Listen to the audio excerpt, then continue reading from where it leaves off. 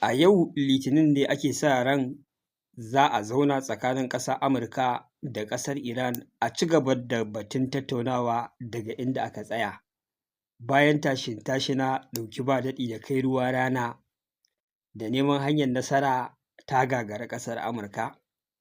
Bayan kuma gagarumar barazana mafi girma da shugaban ƙasar Amurka ya yi a wannan karo, wato wannan barazana fa babbar barazana ce da na lura har yau mutane ba su fahimci girman barazanar da shugaban ƙasar Amurka Donald Trump ya yi ba, wanda yake cewa harin fa da zai kai ma ƙasar Iran shi ne hari mafi girma da za a kai ma wata ƙasa tun bayan yaƙin duniya karo na biyu. Hari dai da za a ce ƙasar Amurka ta kai ma wata ƙasa.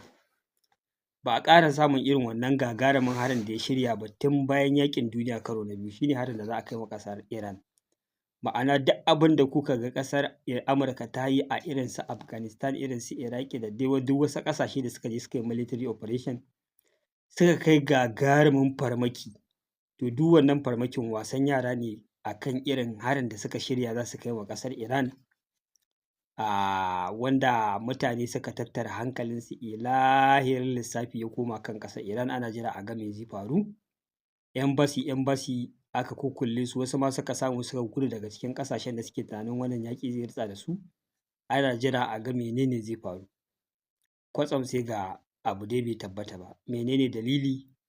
Ana ta raba ɗaya biyu zuwa uku, kowane ɓangare suna kawo nasu manya-manyan dalilai. Shi dai a ɓangaren oga kwata-kwata fa shi a tashi ƙaryar cewa ma Iran ce da kansa ta kira shi ta roƙe shi a dakata da wannan hari, a zo a zauna a teburin sulhu. A nashi ɓangare kenan, wanda duk duniya kowa ya riga ya san wannan maganar ƙarya ne. Wanda ya yarda da ita ma shi ne sakarai. Sai kuma wani ɓangare kuma da ya ƙara bayyana shi ne ɓangaren ƙasashen Larabawa. Su kansu ƙasashen Larabawa irin su Saudi Arabia, irin su Qatar da dai sauran ƙasashen nan da ake ta kai musu hari idan abubuwa suka zafafa, ma'ana ƙasashen da suke ɗauke da sansanin sojin ƙasar Amurka, su ma sun duba sun ga consequences ɗin da za su fuskanta, wanda aka ce fa duk abin da ya shafi civilian infrastructure ɗin ƙasar Iran su ma zai shafi nasu. An ce su ma suna ɗaya daga cikin waɗanda suka kira suka ce oga fa a dakata da wannan hari, domin ba za mu iya ɗaukan wannan ɓarna da za ta iya faɗa mana ba. Ma'ana ko da a ce an yi nasarar rusa duk abin da ya shafi wani abu ne na amfanin al'ummar ƙasar Iran, to su ma fa waɗannan ƙasashe ilahirin nasu abubuwan zai lalace. Don na ga alama mafi sauƙi ma lalata shi ne a infrastructure ɗin ƙasashen Larabawa nan da drones ba wani abu ne mai wahalar gaske a gurin wacce suke yaƙi da ita. A ɓangaren ƙasashen Larabawa kenan. A ɓangaren ƙasar Iran kuwa magana ake ta uba-uban shiri da suka tanada na yin ƙunar baƙin wake a kan abin da zai biyo baya idan aka kuskura aka taɓa su. Magana ake ta tun sun tanaji makamai, su ma sun shirya sun auna ilahirin guraren da za su je su kai ma farmaki, wanda kun san su ma fa ƙasar Amurka suna da intelligence, sun san me zai biyo baya. Ga kuma labari da ya ƙarfafa ya karaɗe kafafen sada zumunta wanda muka samu tabbaci a kansa, wanda aka ce aƙalla fa tun da ake magana China tana kai makamai ƙasar Iran da zummar ƙarfafan Iran a wannan yaƙi, karo na farko kenan da aka ga wato cargo jet na dakon makamai aƙalla 16 sun nufi ƙasar Iran, wanda gabaki ɗaya wannan cargo jet ɗin kun san mene ne a ciki, tilin tarin makaman yaƙi ne waɗanda ƙasar Iran ta karɓa daga gurin ƙasar China, wanda ake sa ran da su ne za a yi wannan yaƙi, za su ƙara ƙarfafar ƙasar Iran.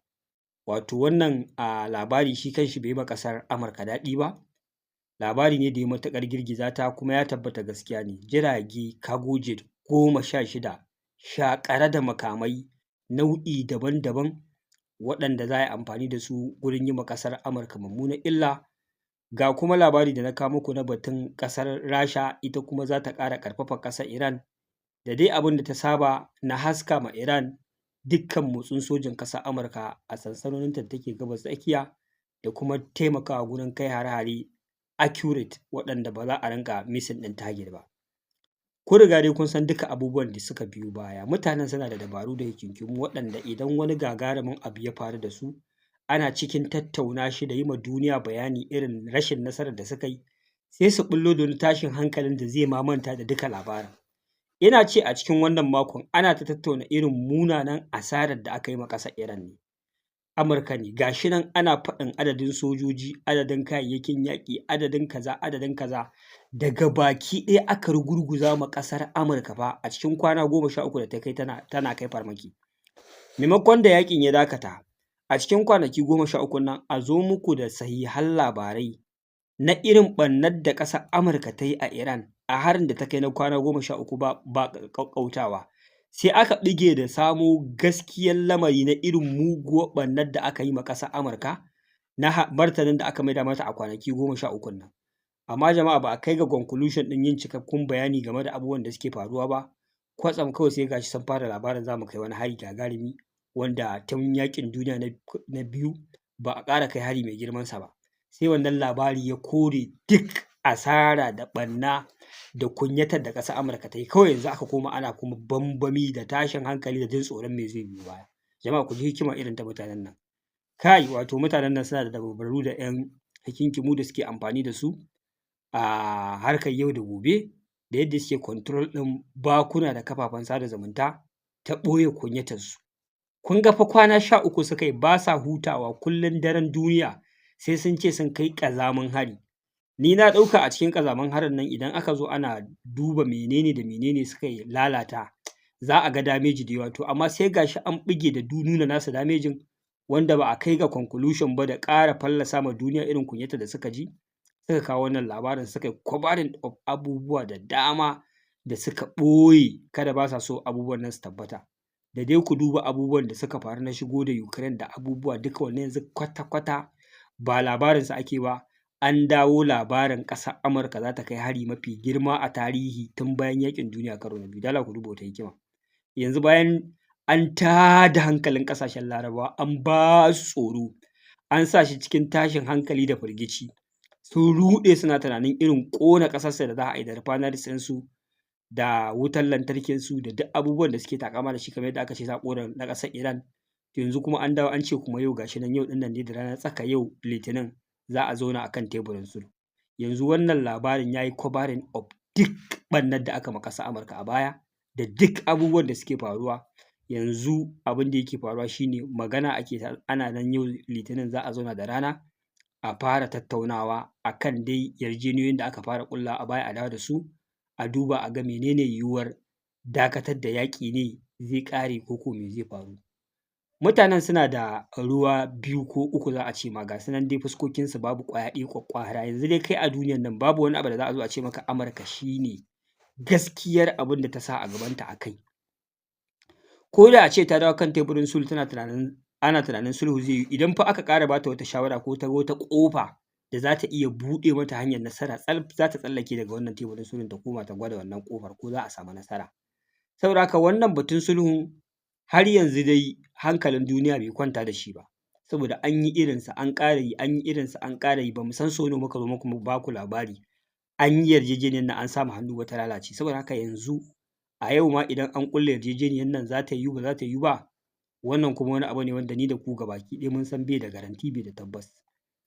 Wannan sulhun shin ƙasar Amurka tana ƙara yin wani shiri ne na musamman na ƙara siyan lokaci ta ƙara yin tanadi a kan ƙasar Iran, ko ko a wannan karo ta yadda yaƙin ya zo ƙarshe ne za a yi wannan sulhun?